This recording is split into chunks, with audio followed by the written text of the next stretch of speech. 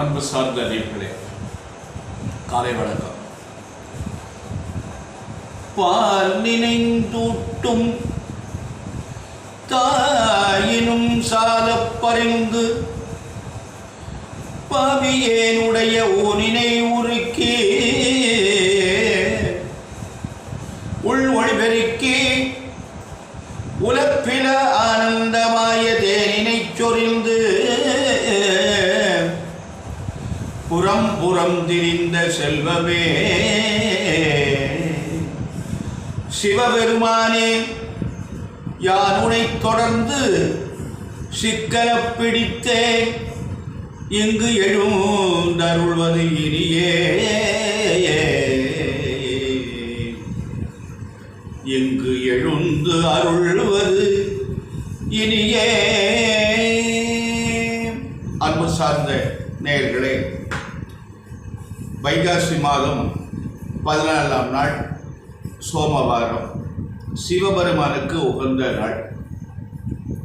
நேற்று விநாயகர் பெருமானுக்கு உகந்த நாள் சங்கட சதுர்த்தி, இன்று சிவபெருமானுக்கு உகந்த நாள். இந்த சதுர்த்தி 5 மணி வரை இருக்கு. பின்னாடி பஞ்சமி தேதி வருது. பூராட நட்சத்திரம்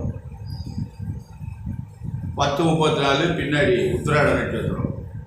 சித்த யோகம் பூராட இருக்கிறவரை சித்த யோகம், உத்திராடம் வந்தோடனே மரண யோகம். ராகு காலம் திங்கக்கிழமை 7 to 9, யமகண்டம் 10 to 12, குளியல் 1:30 to 3, சூலம் கிழக்கு, பரிகாரம் தயிர். அன்பு சார்ந்த நேயர்களே, இந்த ராசி பலன்கள் எப்படி இருக்கிறது என்று பார்ப்போம். இந்த மேஷ ராசி என்பவர்களுக்கெல்லாம் ராசிக்கு 2ஆம் இடத்துல 4 கிரகங்கள் இருக்கிறது. சூரியன், சுக்கிரன், குரு, புதன். இது எல்லாருமே மேஷ ராசிக்கு ஓரளவு நல்ல கிரகம் தான். 2ஆம் அதிபதி சுக்கிரன், புதன் நல்லவன் தான், பகை கிடையாது. சூரியன் 5 கூடியவர். இவங்கெல்லாம் 2ல் இருப்பது பெரிய சிறப்பு. 11 சனி பகவான் இருக்காரு, அது எல்லாத்தையும் விட சிறப்பு. அதனால் மேஷராசி என்பவர்களுக்கு இன்று நல்ல நாள், இந்த அருமையான நாள். இந்த மேஷராசி என்பவர்கள் எல்லா நல்ல காரியங்களையும் செய்யலாம், நல்ல நிறைவாக இருக்கும், நல்லது நடக்கும், நன்மை இருக்கும். பொருளாதார கஷ்டம் வராது. ஏன்னா 2ஆம் அதிபதி 2ல் இருக்காரு, பூர் கேந்திர பலம் பண்றாரு.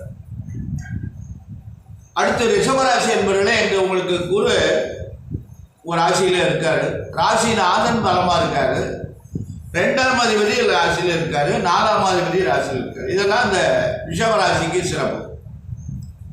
அதில் ரிஷபராசி என்பவர்களுக்கு இன்று நல்ல நாள் தான்.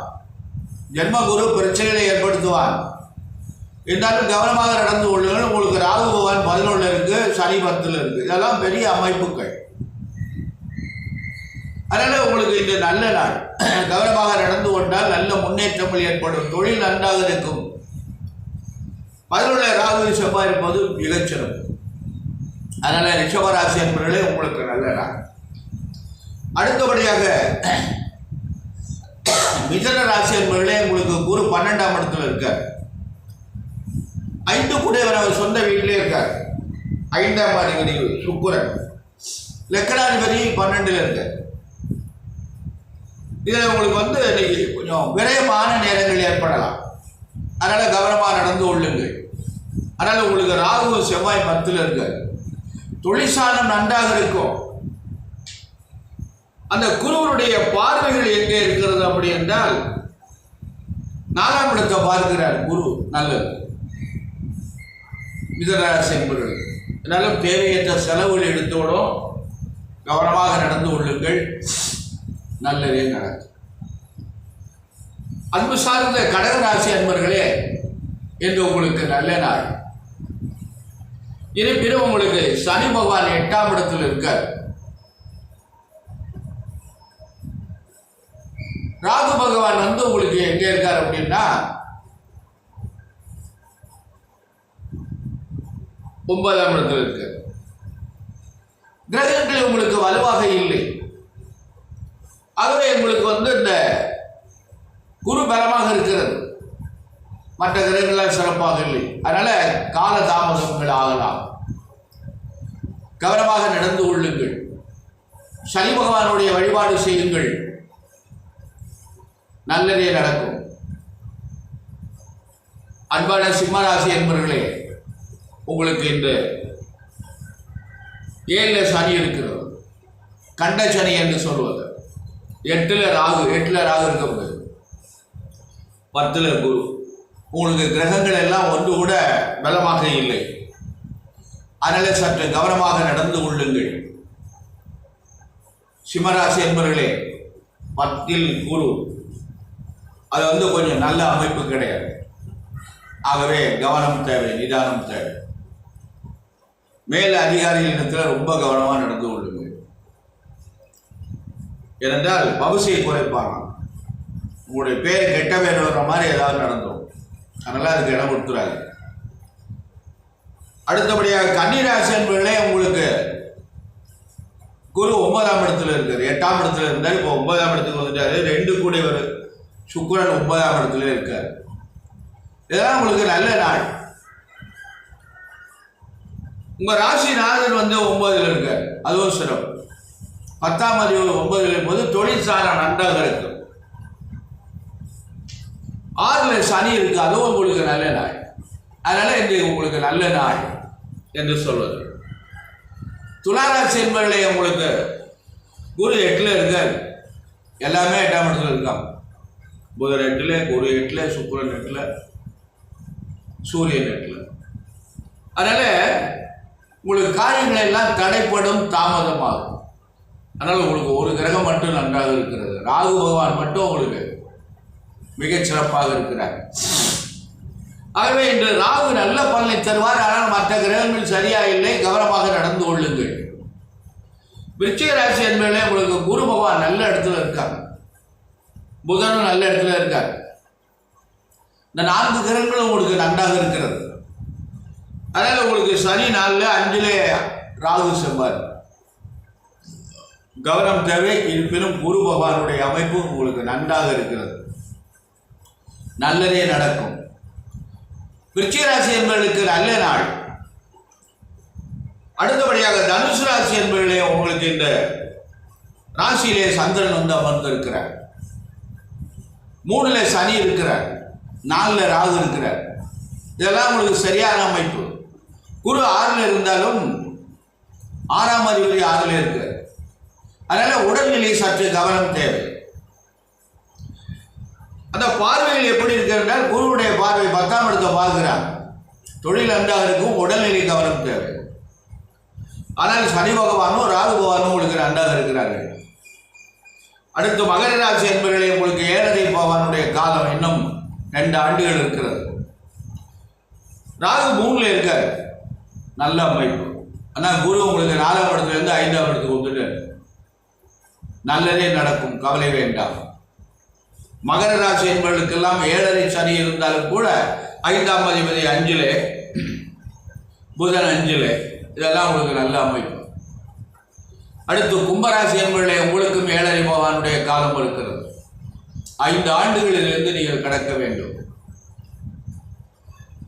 உங்களுக்கு மற்ற கிரகங்கள் எல்லாம் பலமாக இல்லை, எந்த கிரகம் பலமாக இல்லை. 4ஆம் அதிபதி மட்டும் பலமாக இருக்கார், மற்ற எல்லாம் உங்களுக்கு நிறைவாக இல்லை. தாய்வே சற்று கவனமாக நடந்து கொள்ளுங்கள். 7ரை பகவானுடைய காலம் என்ன 5 ஆண்டுகள் இருக்கிறது. 5 ஆண்டுகள் நீங்கள் ரொம்ப கவனமாக தான் நடக்கணும். முதல் ரவுண்டு, 2ஆவது ரவுண்டு, 3ஆவது ரவுண்டு எல்லாம் இருக்கிறது.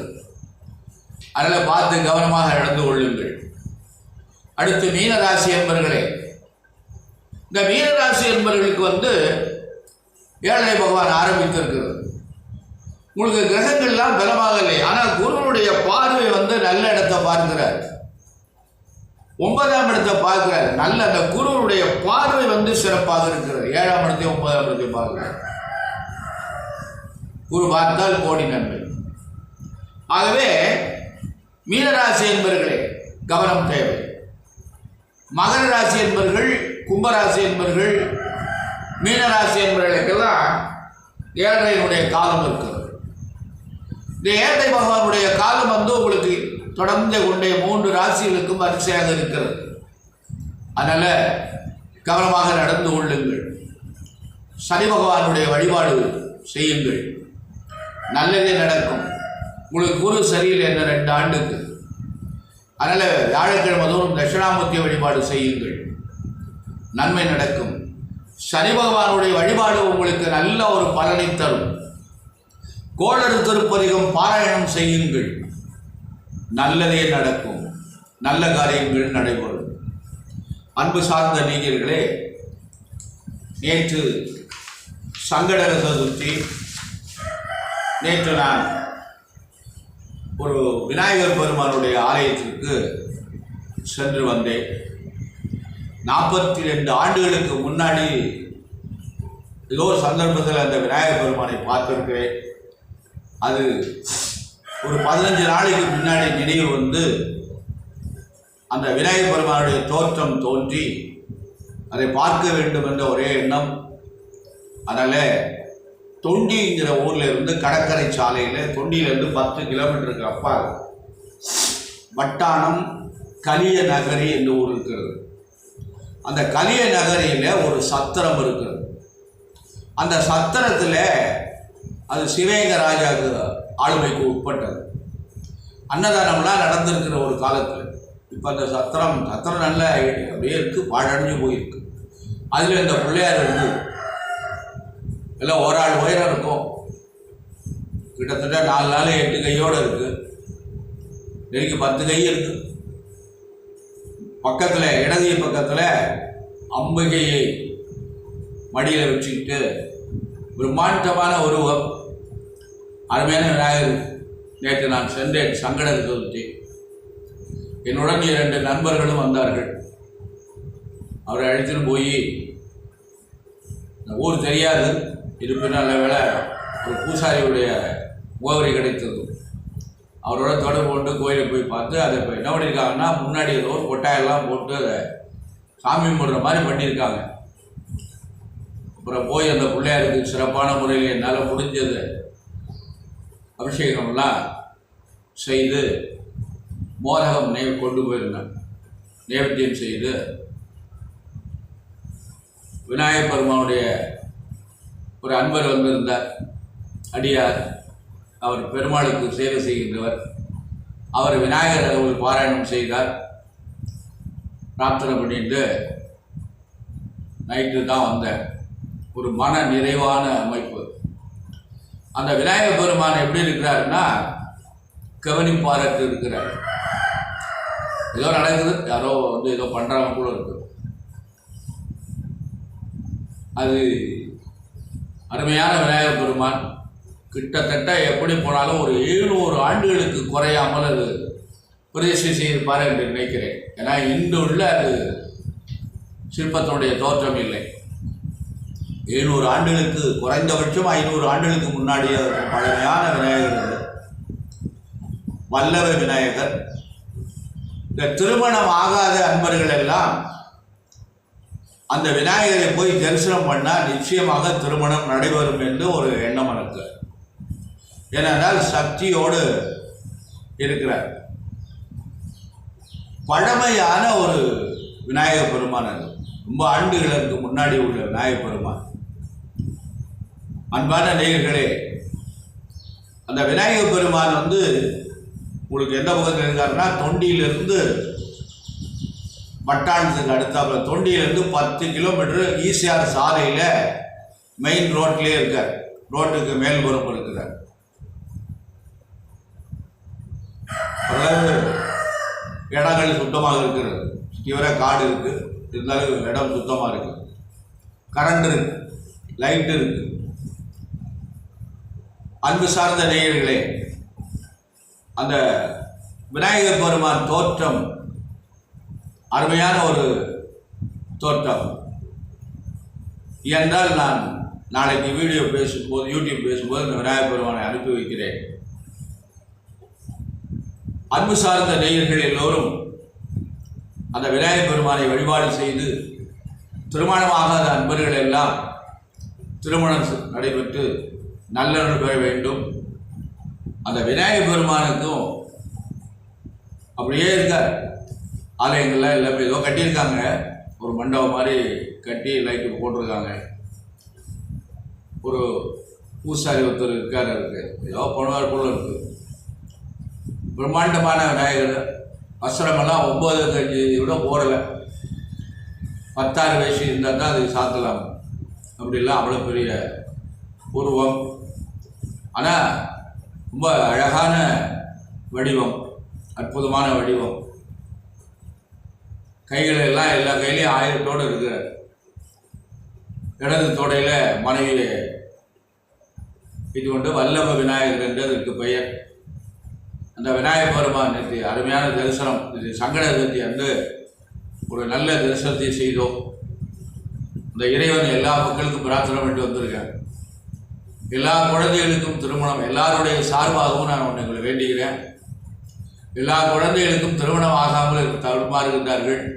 இந்த குழந்தைகளுக்கெல்லாம் திருமணம் சீக்கிரமாக நடந்து நல்லவர்கள் செய்ய வேண்டும். உன்னை நான் தரிசனம்னு சொல்கிறேன் அப்படின்னு பிரார்த்தனை பண்ணிட்டு வந்தேன். எல்லா அன்பர்களும்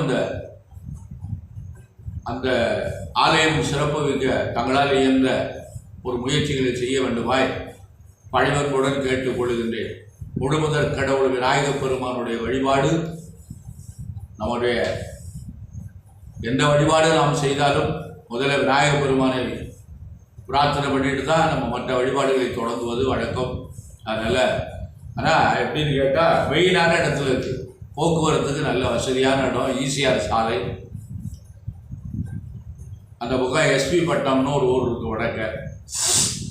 நல்ல சாலை, அருமையான சாலை. எஸ்பி பட்டணம் டு தொண்டி சாலை, அதாவது வேதாரண்யம் டு ராமேஸ்வரம் சாலை இருக்குது. அதனால் போக்குவரத்துக்கு நல்ல வசதியான இடம்.